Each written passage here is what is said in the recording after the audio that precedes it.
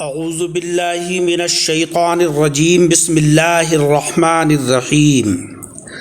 سامعین کرام، حضرت براء بن عازب رضی اللہ تعالی عنہ فرماتے ہیں کہ ہم نے نبی اکرم صلی اللہ علیہ وسلم کے ساتھ 16 یا 17 مہینے تک بیت المقدس کی طرف منہ کر کے نماز پڑھی۔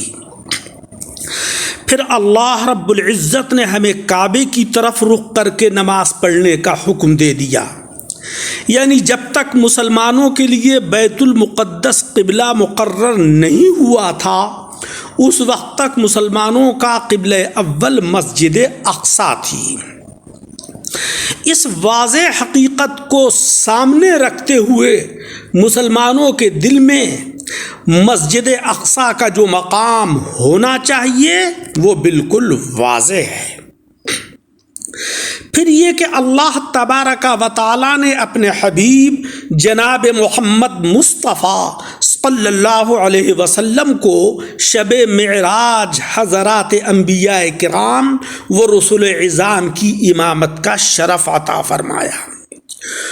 قرآن عظیم میں ہے بارکنا حولہ، ہم نے مسجد اقصی کے ارد گرد برکتیں نازل فرمائیں۔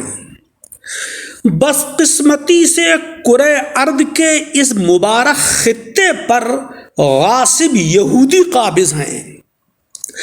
رب تبارک و تعالی کا فرمان ہے یا ایھا الذین آمنوا لا تتخذوا اليہود والنصارى اولیاء، اے ایمان والوں تم یہود و نصارہ کو دوست نہ بناؤ۔ یہ یہود و نصارہ تو آپس میں ہی ایک دوسرے کے دوست ہیں۔ تم میں سے جو بھی ان یہود و نصارہ میں سے کسی سے دوستی کرے گا تو وہ بے شک انہی میں سے ہوگا۔ اللہ جل شانہ و عم نوالہ ظالموں کو ہرگز راہ راست نہیں دکھاتا ہے۔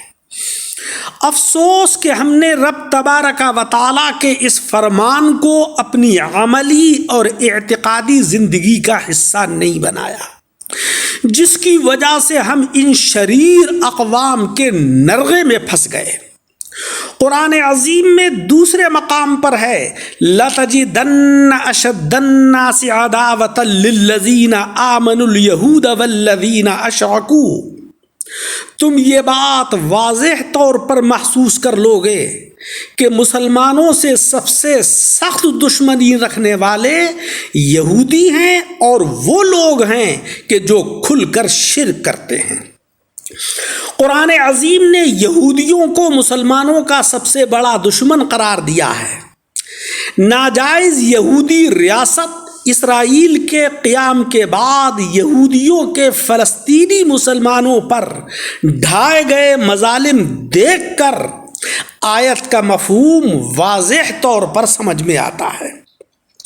پچھلے کافی عرصے سے مسلمانوں پر بجلی، خوراک، پانی وغیرہ کی بندش اور غزہ کی شہری آبادی، مسجدیں، ہسپتالوں، نقل مکانی کرنے والے قافلوں پر یہودی طیاروں کی بمباری سے فلسطینی مسلمانوں کا قتل عام پوری دنیا کے سامنے ہے۔